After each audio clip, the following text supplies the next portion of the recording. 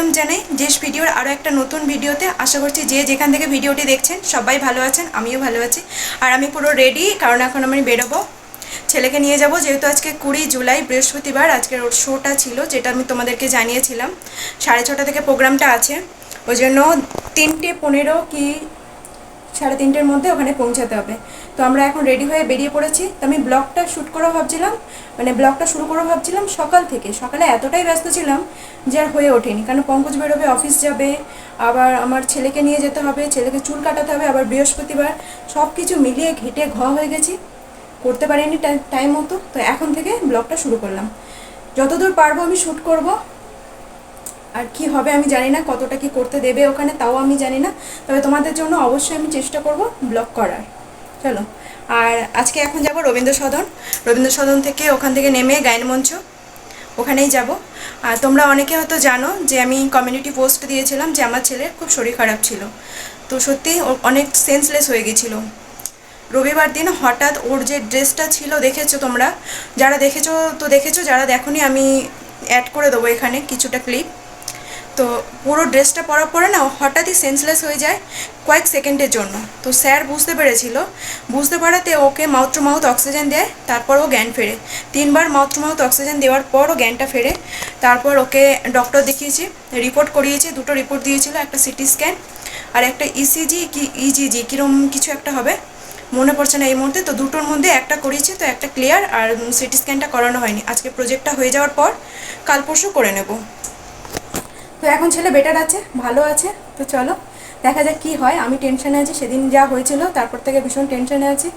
তো এখন দেখি কি করবে, যা হবে হবে, সব কিছু ভগবানের উপর ছেড়ে দিয়েছি।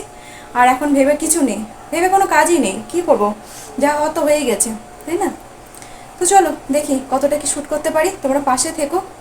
ওকে রেডি করে দিলাম, কখন রেডি করেছি, তখন 12:30 বাজে। খাইয়ে দিয়ে বলেছে একটু ঘুমাতে, কেন টেনশন নিচ্ছে। ঘুম তো দূরের কথা, ও গিয়ে টিভি দেখছে। টেনশন হচ্ছে আর হচ্ছে না, ঠিক আছে চলো। আর আজকে আমার মা আসছে, মা, জামাইবাবু আর বঞ্জি। হ্যাঁ বঞ্জি, আমি ভাইজি আর বঞ্জির মধ্যে একটু গুলিয়ে ফেলি, তো ওই জন্য করে একটু চিন্তা ভাবনা করলাম বঞ্জি হবে না ভাইজি হবে। তো যাই হোক চলো। এখানে আমার ছোট্ট কিউট গনুকে প্রণাম করে আমি আর ছেলে বেরিয়ে পড়লাম জ্ঞানমঞ্চের উদ্দেশ্যে। আর আজকের বাইরে ওয়েদারটা ছিল না খুবই সুন্দর, মেঘলা মেঘলা আকাশ। তো আমি চেষ্টা করছিলাম যে মেট্রোর উইন্ডো থেকে শেয়ার করার যে বাইরের ওয়েদারটা কতটা সুন্দর, কিন্তু আমি মনে হয় পারিনি। যতটা পেরেছি আমি তোমাদের সাথে শেয়ার করার চেষ্টা করেছি। খুব সুন্দর পরিবেশটা ছিল আজকে। তো মেট্রো থেকে নেমে গেছি রবীন্দ্র সদন। আর আমি জ্ঞানমঞ্চ এর আগে কখনো যাইনি, এই ফার্স্ট টাইম যাচ্ছি। আমাকে লোকেশন পাঠিয়ে দিয়েছে, তারপরেও আমি লোককে জিজ্ঞাসা করে করেই যাব। তো এখান থেকে আমার ছেলের জন্য দুটো ডিও কিনে নিলাম, কারণ ওর না একটু গ্যাসের সমস্যা হয়। তো সব কিছুই রেখেছি আর কি, মেডিসিন রেখেছি, ডিও রেখেছি, যাতে কোনো রকম কোনো কিছু প্রবলেম হলে কিছু একটা হাতের কাছে দিতে পারি আর কি। তো পৌঁছে গেছি আমরা জ্ঞানমঞ্চে। আর এটা ওপরে হচ্ছে স্কুল, সিবিএসসি স্কুল, আর নিচে হচ্ছে হল। এখানে সব রকমেরই প্রোগ্রাম হয়। তো স্কুলটা সবে জাস্ট ছুটি হলো, আর এখানে প্রোগ্রামের জন্য সব রেডি করছে। আর ওই দাদা আমাকে বলছে হাই, আমাকে দেখাও। তো আমি ওনাকে দেখানোর চেষ্টা করছিলাম। আর স্কুলের চারিপাশে না গাছপালা দিয়ে ভরা, খুব সুন্দর পরিবেশটা, আমার তো খুব ভালো লেগেছে স্কুলটা। তো এই দাদা আমাকে জিজ্ঞাসা করছিল যে তুমি তো ইউটিউব করো, তা তুমি কি ইউটিউব থেকে টাকা পয়সা পাচ্ছ? তা আমি দাদাকে বললাম দাদা জাস্ট 4 মাস হয়েছে আমি এই চ্যানেলটা খুলেছি, তো আমি কি করে টাকা পাবো? তো উনি আমাকে জিজ্ঞেস করে বলছিলেন যে না, ইউটিউব করলে তো প্রচুর টাকা পাওয়া যায়। তা আমি বললাম দাদা আমি জানি না কি পাওয়া যায় কি পাওয়া যায় না, শুধু একটা জিনিস আমি বুঝতে পারলাম যে সবারই একটা কনসেপ্ট আছে যে ইউটিউব খুললে, আজ খুলেই দুদিন খুলে, ইউটিউব দুদিন খুলেই সবাই টাকা পেয়ে যায় আর কি। তাই আমি ওনাকে বললাম যে না দাদা, এরকম কোনো ব্যাপার না, ইউটিউবের একটা রুলস থাকে, সেই রুলসটা যদি পূরণ করা যায় তারপরে কিছু হয়তো পায়। তো আমার তো জানা নেই, আমি জাস্ট নতুন, আমি কি করে বলবো বলুন। তো যাই হোক, এখানে একটা প্লে গ্রাউন্ড আছে, খুব সুন্দর একটা প্লে গ্রাউন্ড আছে। আর এখানে আমাদের ব্যানারটাও টাঙানো হয়ে গেছে। আমাদের স্যারের নাম অনিমেষ তরফদার, আর আমাদের নাটকের নাম হচ্ছে মহাকাশের ডাক। 3 মাস ধরে রিহার্সাল হয়েছে, 3 মাস রিহার্সালের পর আজকের ফাইনাল প্রোগ্রামটা হচ্ছে আর কি। কী করবে একটা টেনশন কাজ করছে, আর বিশেষ করে তো আমার ভীষণ টেনশন কাজ করছে, কারণ আমার ছেলে আগের দিন সেন্সলেস হয়ে পড়ে গেছিলো। আগের দিন বলতে ও মনে আমি কমিউনিটি পোস্ট দিয়েছিলাম যে ও যেদিন সেন্সলেস হয়ে পড়ে যায় সেদিন মানে খুবই খুবই ওর শরীর খারাপ ছিল। তো সবাই না একটা টেনশানে আছে, আমি তো আছি আর বাদবাকি স্যার তো রয়েছে, যে ও আবার যদি সেরকম কিছু করে অত লোকের মাঝে তখন কি হবে।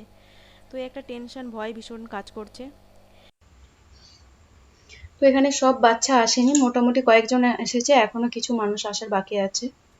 তো স্যার আমাদেরকে বললো যে মেকআপ রুমে গিয়ে বসতে। তো মেকআপ রুমটা দেখলাম আন্ডারগ্রাউন্ড। তো আমরা এই সিঁড়ি দিয়ে নেমে গেলাম মেকআপ রুমে। গ্র্যান্ড মঞ্চের যে মেকআপ রুমটা আছে, খুব সুন্দর মেকআপ রুমটা। এর আগে অনেক জায়গায় গেছিলাম শুটিংয়ে, তো সেখানে যে মেকআপ রুমটা ছিল সেটাও ভালো, বাট এটা আরো সুন্দর মেকআপ রুমটা। পুরোটা এসি রুম ছিল। তো এদিকে দুটো মেকআপ রুম ছিল, একটা ছেলেদের একটা মেয়েদের। তো আমরা ছেলে মেয়ে আর আলাদা করে বসিনি, এক রুমেই সবাই বসে গেছিলাম, কারণ মেয়েদের সংখ্যাটা ছিল খুবই কম আর ছেলেদের সংখ্যা বেশি ছিল। তো মেয়েরা আলাদাভাবে একা কেন বসে থাকবে, তো আমরা সেই জন্য করলাম কি, সবাই মিলে সব মেকআপ রুম শেয়ার করে নিলাম। আর মেকআপ রুমে এই একটা সাইডে র্যাক করা আছে দেখলাম, তো সেখানে ওই ব্যাগ ট্যাগ গুলো রাখার জন্য। আর এদিকে সিটিং এরিয়া আছে, মিরার আছে। দুটো মেকআপ রুমই সেম, ছেলেদের যেরকম মেয়েদের সেরকম, সেম ভাবে মেকআপ রুমটা দুটোই। তো সবাই এসে গেছে এখানে, আর মেকআপ ম্যানও এসে গেছে, এই দাদা মেকআপ করে দেবে এদেরকে। আর মেকআপ রুমের ঠিক পাশেই রয়েছে দুটো বেসিন, আর তার পাশেই রয়েছে চেঞ্জিং রুম। তো এইটা একটা চেঞ্জিং রুম ছিল, এখানেও সিটিং আছে আর মিরার আছে, সবই আছে এখানে। পরেরটা তো সেম।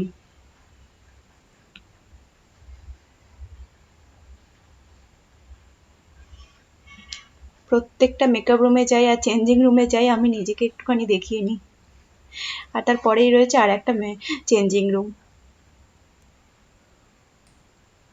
এখানে সব রকমেরই ব্যবস্থা ছিল, ফ্যান ছিল, এসিও ছিল, জলের ব্যবস্থা, সবই রকমই ব্যবস্থা ছিল। তো চলুন এখন চলে যাই হলে। হলের এখানে, কারণ আমি তো বসে শোটা দেখতে পারবো না, স্যার বলেছে কি যে যে যার বাচ্চার দায়িত্ব সে তার যেন থাকে, বিশেষ করে ড্রেস চেঞ্জের ব্যাপারটা। তো সেই জন্য আর কি আমি চেষ্টা করছিলাম আগে থেকে একটু ভিডিও করে রাখার, দেখানোর তোমাদেরকে, কারণ আমি তো বসে শোটা দেখতে পারবো না। তো যদি পঙ্কজ ভিডিও করে তাহলে হয়তো আমি অ্যাড করে দেবো এখানে। আর এখানে হচ্ছে মেকআপ। মেকআপ করতে তো আমার ছেলে ভীষণই ভালোবাসে, ও সেই 6.5 বছর বয়স থেকে ওই ফিল্মের সাথে যুক্ত আছে, ছোট ছোট কাজগুলো করতে থাকে।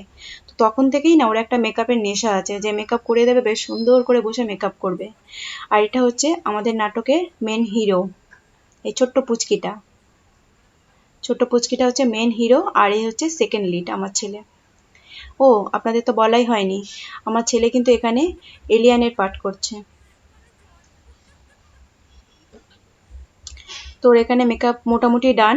ড্রেসটা এখন চেঞ্জ হবে না, ড্রেসটা মানে শুরুর আগেই, শোটা শুরুর আগেই চেঞ্জ করে দেবে। তো এখন হবে ওর আই মেকআপ। এই যে আইটাকে ব্ল্যাক কালার দিয়ে পুরো স্প্রেড করে দেবে উপর নিচটা। এই যে ওর পুরো মেকআপটা ডান, একদম রাজার মতো বসে আছে। সবাই বলছে এলিয়ানকে এরকম ড্রেস পরে।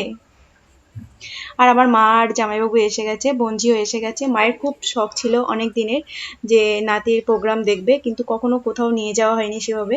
তো আজকে বললাম আমাদের ঘরের একদমই পাশে হচ্ছে, তো তুমি চলো দেখে আসবে। তো ওই জন্য মা এসছে, আর বাবা আসতে পারেনি, আর শ্বশুর শাশুড়ি আসার কথা ছিল, তো ওনারাও আসতে পারেননি। এখানে ছেলে রেডি হয়ে গেছে মোটামুটি, আর এখানে স্যারও রেডি হয়ে গেছে।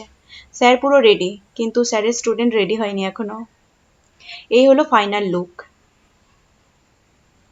এই লুকটাতে ওর যে গলার পোর্শনটা দেখছেন পুরো ফাঁকা আছে, ওখানেও একটা এরকম র্যাপ করা ছিল হোয়াইট কালারের স্পঞ্জে, যে এটা দেওয়া রয়েছে হোয়াইট কালারের মতো, ওটা র্যাপ করা ছিল, যার জন্য আগের দিন খুব কষ্ট হয়েছিল, ওর নিঃশ্বাস নিতে প্রবলেম হচ্ছিল, সেই জন্য সেদিন সেন্সলেস হয়ে যায়।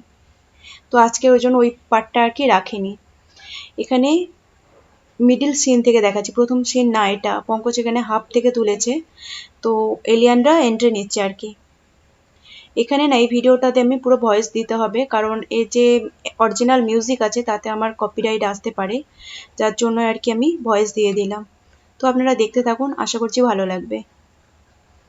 যদি ভালো লাগে তাহলে একটা লাইক করে দেবেন, যদি অনেক বেশি ভালো লেগে থাকে, ভিডিওর কোনো অংশ যদি ভালো লেগে থাকে তাহলে প্লিজ একটা সাবস্ক্রাইব করে আমার পাশে থেকে যাবেন, আর চেষ্টা করবেন ফুল ভিডিওটি দেখার, কেন অনেক বন্ধু আছে ভিডিওটি দেখে না, স্কিপ করে করে চলে যায়, আর আমার ওয়াচ টাইমটাও হচ্ছে না। তো প্লিজ একটু চেষ্টা করবেন ফুল ভিডিওটি দেখার। ভালো মন্দ যাই হোক, যেমনই হোক আমাকে কমেন্ট করে জানাবেন যে কোন অংশটা ভালো লাগছে বা কি খারাপ লাগছে ভিডিওর মধ্যে। তাতে কি হয়, আমি নেক্সট ভিডিওতে সেটা আর কি করব না, তো চেষ্টা করব বেটার করার। তো ওদের পার্টটা এখানে মোটামুটি হচ্ছে, আর বাচ্চাটা বোঝানোর চেষ্টা করছিল, যেহেতু এলিয়েনদের ভাষা তো বাচ্চারা বোঝে না, তো বাচ্চাটা বোঝানোর চেষ্টা করছিল যে তোমরা কি বলছো, আমি কিছু বুঝতে পারছি না। আমি যদি এখানে অরিজিনাল সাউন্ডটা দিতে পারতাম, বিশ্বাস করুন খুব সুন্দর হয়েছিল, আর বাচ্চারা খুব সুন্দর সাকসেসফুলি কাজটা করতে পেরেছে। এত ছোট ছোট বাচ্চাকে দিয়ে এইভাবে প্রোগ্রামটা সাকসেস পাবে আমরা কেউ আশাই করিনি। আমরা খুব টেনশনে ছিলাম, আর আমার ছেলে জানেন সেদিন কোনো শরীর টরীর খারাপ করেনি, ও ভালোভাবেই কাজটা করতে পেরেছে।